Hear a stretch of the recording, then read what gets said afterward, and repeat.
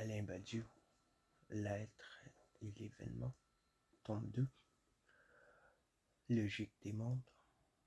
Préface.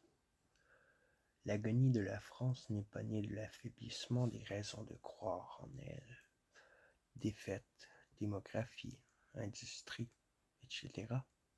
Mais de l'impuissance à croire en quoi que ce soit. André Malraux. 1.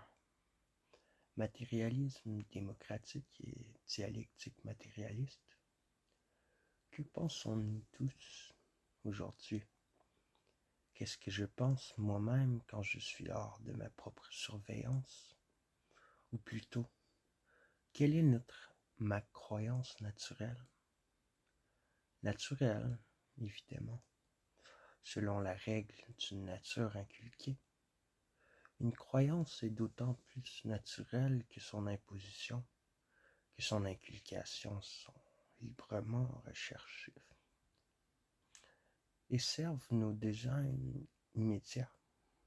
Aujourd'hui, la croyance naturelle se concentre en un seul énoncé, que voici. Il n'y a que des corps et des langages. Disons que cet énoncé est l'axiome de la conviction contemporaine, et proposons de nommer cette conviction le matérialisme démocratique. Pourquoi? Matérialisme démocratique. L'individu tel que forgé par le monde contemporain ne reconnaît l'existence objective que des corps.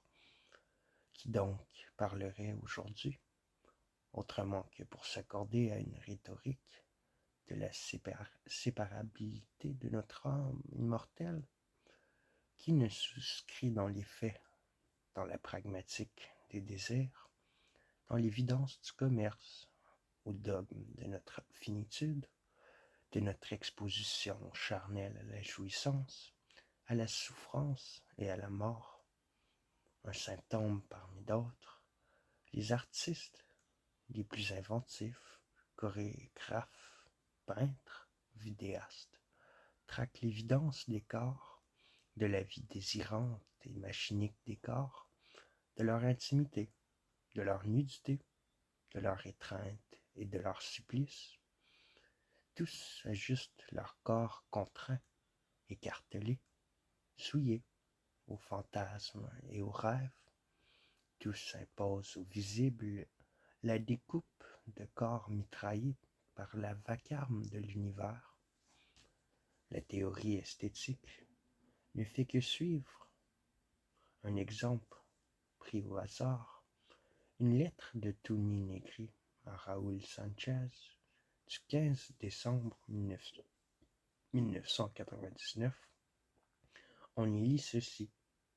Aujourd'hui, le corps n'est plus seulement un sujet qui produit et qui, parce qu'il produit de l'art, nous montre le paradigme de la production en général, la puissance de la vie. Le corps est désormais une machine dans laquelle s'inscrivent la production et l'art. Voilà ce que nous, les postmodernes, nous savons. Postmoderne est un des noms possibles du matérialisme démocratique contemporain.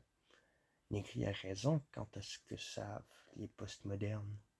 Le corps est la seule instance concrète des individus productifs qui aspirent à la jouissance. L'homme, au régime de la puissance de la vie, est un animal convaincu que la loi du corps détient le secret de son espérance. Pour valider l'équation, l'existence égale individu égale corps, la doxa contemporaine doit courageusement résorber l'humanité dans une vision surtendue de l'animalité. Les droits de l'homme sont une seule et même chose que les droits du vivant, protection humaniste de tous les corps vivants. Telle est la norme du matérialisme contemporain. Cette norme reçoit aujourd'hui son nom savant, bioéthique, dont l'envers progressiste emprunte son nom à Foucault, biopolitique. Notre matérialisme est ainsi celui de la vie, un matérialisme. Par ailleurs, il est de façon essentielle un matérialisme démocratique, car le consensus contemporain Reconnaissant la pluralité des langages, on suppose l'égalité juridique, de là que la résorption de l'humanité dans l'animalité se complète de l'identification de l'animal humain à la diversité de ses sous-espèces et aux droits démocratiques inhérents à cette diversité. Ce dont cette foi l'envers progressiste emprunte son nom à Deleuze: minoritarisme, communauté et culture, couleur et pigments, religion et prêtrise, us et coutumes, sexualité disparate, intimité publique et publicité de l'intime, tous méritent d'être reconnus et protégés par la loi.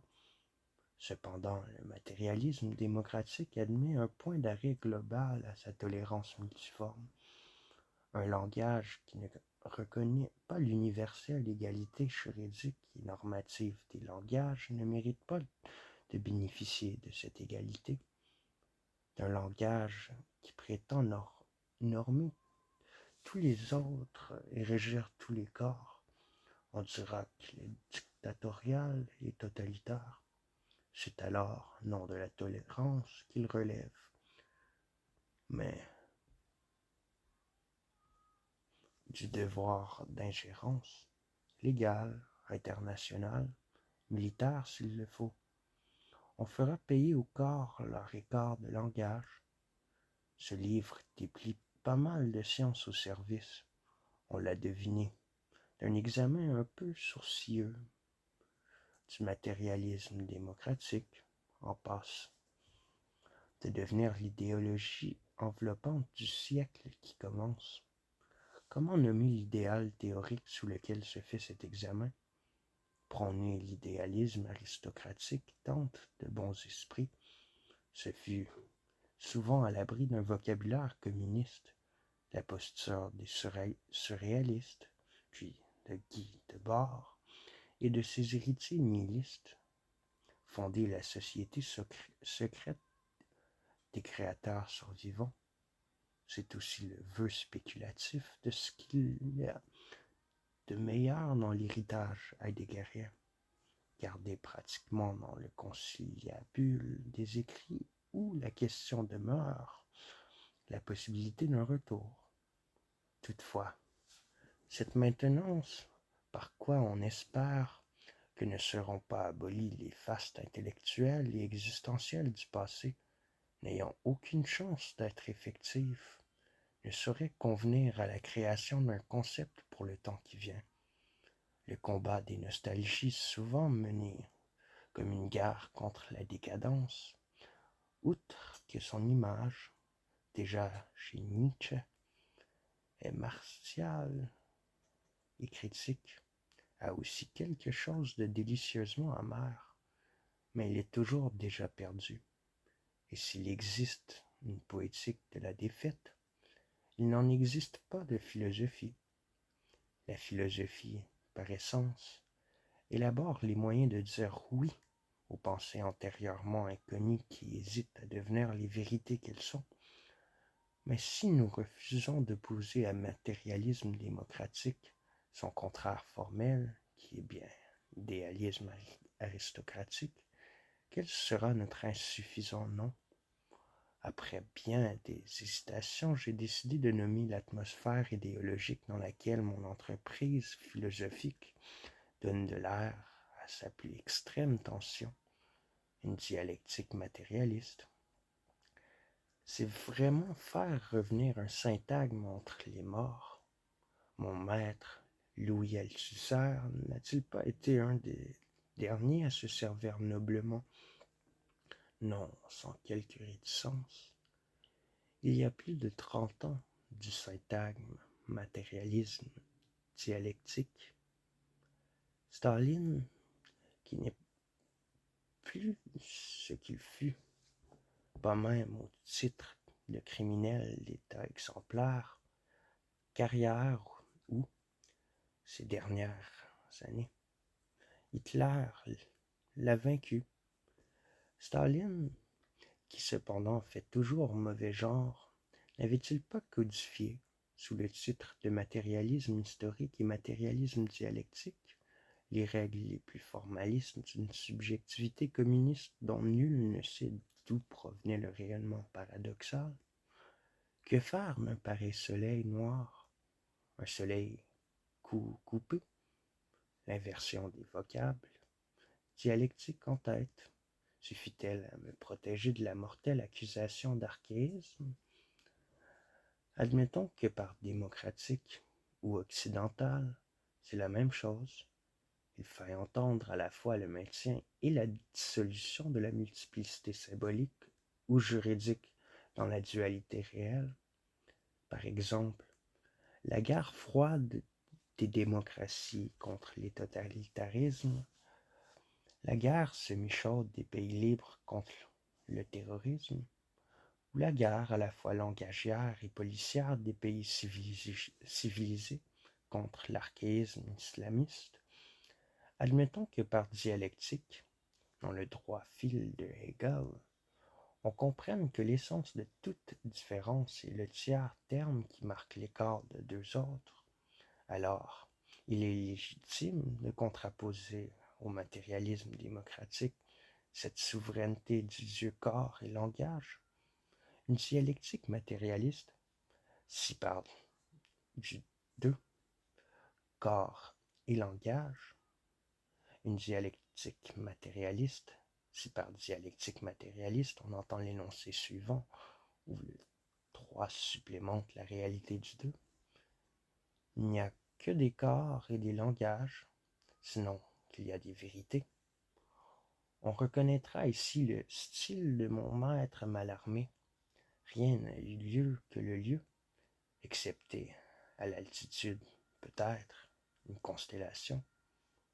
Je rature toutefois à l'altitude, peut-être. Il y a quelques vérités qui fait objection à l'axiome dualiste du matérialisme démocratique. La loi protège tous les corps, disposés sous tous les langages compatibles, et pour moi l'évidence empirique initiale. Il n'y a aucun doute concernant l'existence de vérités, lesquelles ne sont ni des corps, ni des langages, ni des combinaisons des deux. Et cette évidence est matérialiste, de ce qu'elle ne requiert aucune décision des mondes, aucun lieu intelligible, aucune altitude. En nos corps, en nos mondes, tels quels procèdent des vérités, elles sont ces vérités des corps incorporels, des langages dépourvus de sens, des infinis génériques, des suppléments inconditionnés. Elles deviennent et demeurent suspendues, comme la conscience du poète, entre le vide et l'événement pur. On prendra garde à la syntaxe, qui disjoint l'axiome de la dialectique matérialiste de celui du matérialisme démocratique, soit ce sinon que, dont je soulignais le tour mallarméen. Elle induit cette syntaxe, qu'il ne s'agit ni d'une addition, les vérités comme supplément simple des corps et des langages, ni d'une synthèse, les vérités comme auto-révélation des corps saisis par les langages. Les vérités existent comme exception à ce qu'il y a. On admet donc que ce qu'il y a, ce qui compose la structure des mondes, est bien un mix de corps et de langage, mais il n'y a pas ce qu'il y a. Et vérité est le nom philosophique de ce qui vient ainsi en incise de la continuité du il y a. En un sens, la dialectique matérialiste est identique au matérialisme démocratique, et c'est bien en quoi ils sont l'un et l'autre des matérialismes, si même, nuance qu'on ne peut négliger, la première adjective ce que le second substantialise. Oui, il n'y a que des corps et des langages. Rien n'existe qui soit séparablement âme, vie, principe spirituel, etc. Mais en un autre sens, la dialectique matérialiste, centrée sur l'exception que les vérités infligent à ce qu'il y a par l'incise d'un, il y a ce qu'il n'y a pas, est entièrement différente du matérialisme démocratique.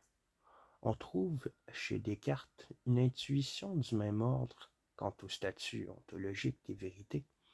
On sait que Descartes nomme substance la forme générale de l'être en tant que réellement existant. Ce qu'il y a est substance. Toute chose est substance. Elle est figure et mouvement dans la substance étendue. Elle est idée dans la substance pensée, d'où l'identification commune de la doctrine de Descartes à un dualisme. Le il y a substantiel est divisé en pensée et étendu, ce qui, chez l'homme, se décline, âme et corps. Cependant, au paragraphe 48 des Principes de la philosophie, nous voyons que le dualisme substantiel est subordonné à une distinction plus fondamentale. Cette distinction est exactement celle des choses, ce qu'il y a, donc les substances, pensées ou étendues, et des vérités. Je distingue tout ce qui tombe sous notre connaissance en deux genres.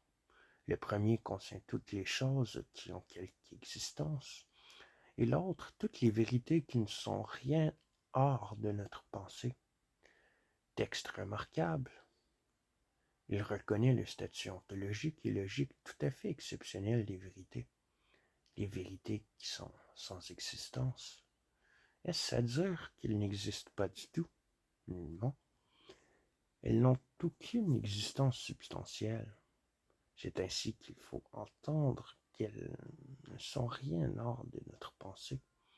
Au paragraphe 49, Descartes précise que ce critère désigne l'universalité formelle des vérités, et donc leur existence logique, qui n'est autre qu'une espèce d'intensité.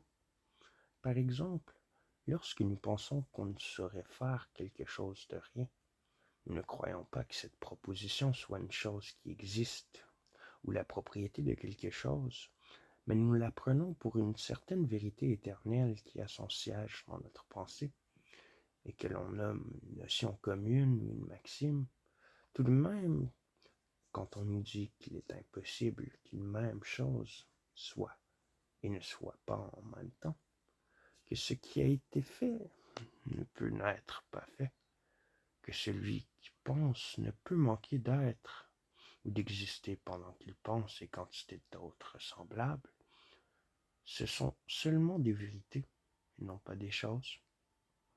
On remarquera que le ressort du cogito, l'induction de l'existence par l'acte de penser, est une vérité en ce sens, ce qui signifie qu'une vérité est ce que la pensée persiste à présenter, lors même que le régime de la chose est suspendu par le doute.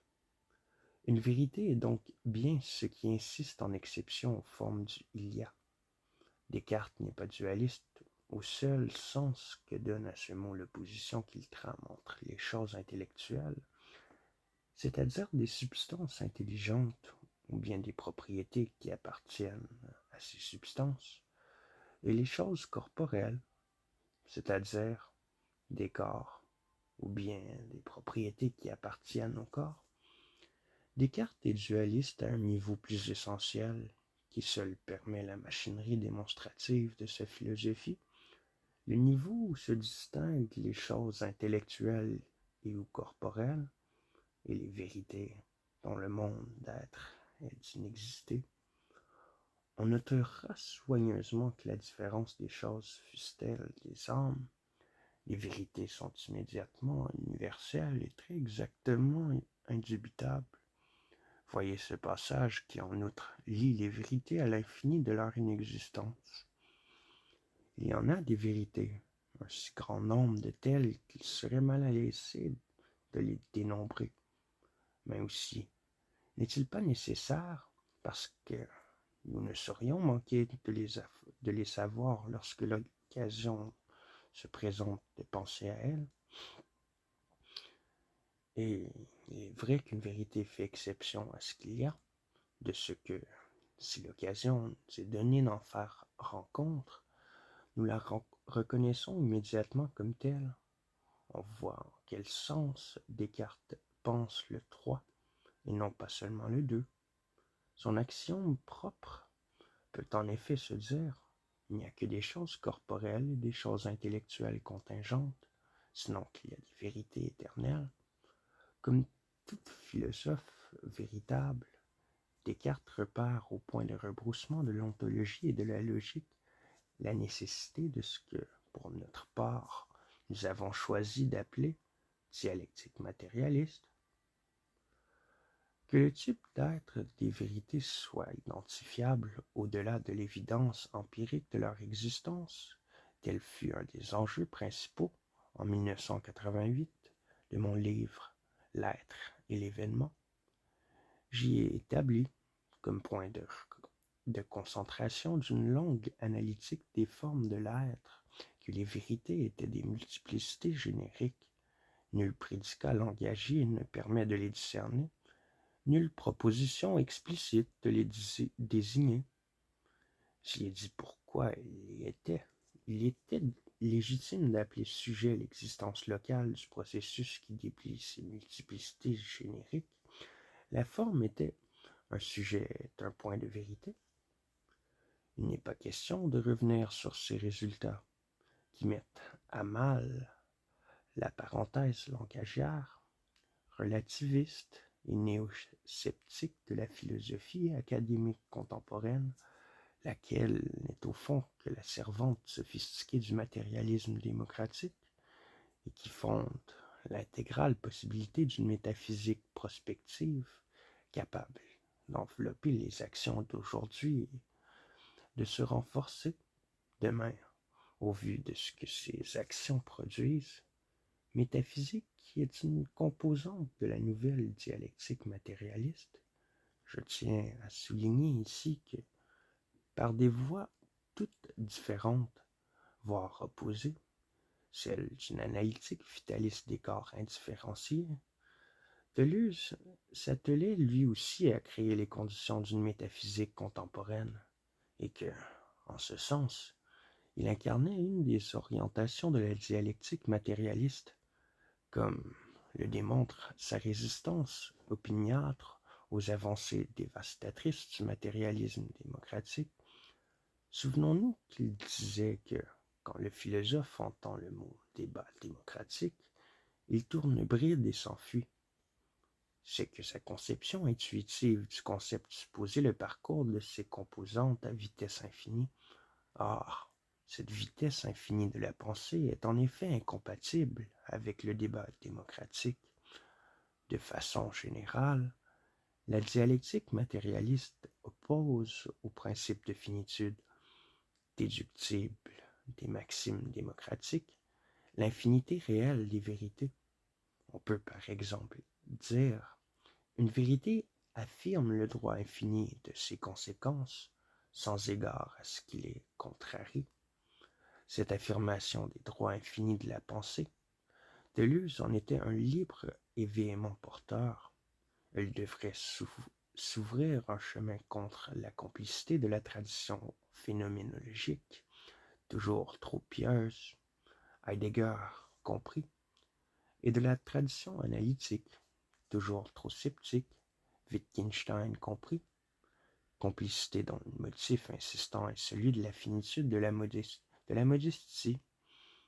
On n'en est jamais assez modeste quand il s'agit soit de s'exposer à la transcendance du destin de l'être, soit de prendre conscience de ce que nos jeux de langage ne sauraient nous ouvrir un accès à l'au-delà mystique où se décide le sens de la vie.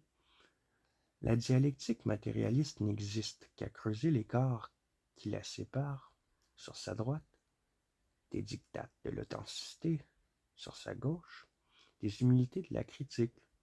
Si les effets conjoints des deux traditions françaises, respectivement de Brunswick, l'idéalisme mathématisant, et de Bergson, mysticisme vitaliste, l'une passant par Cavaillès, Lautmann, De Gentil, Althusser, Lacan et moi-même, L'autre, par Canguilhem, Foucault, Simondon et Deleuze, autorise que le siècle qui s'ouvre ne soit pas dévasté par la modestie. La philosophie n'aura pas été inutile. Produire dans le monde tel qu'il est des formes neuves pour accueillir l'orgueil de l'inhumain, voilà qui nous légitime. Il importe donc que par dialectique matérialiste, nous entendions le déploiement d'une critique de toute critique, en finir, si possible, avec le Kant affadi des limites, des droits et des inconnaissables. Affirmer avec Mao Zedong, pourquoi pas, nous parviendrons à connaître tout ce que nous ne connaissons pas auparavant. Affirmer, en somme, cette autre variante de l'axiome de la dialectique matérialiste. Tout le monde est capable de produire en lui-même sa vérité.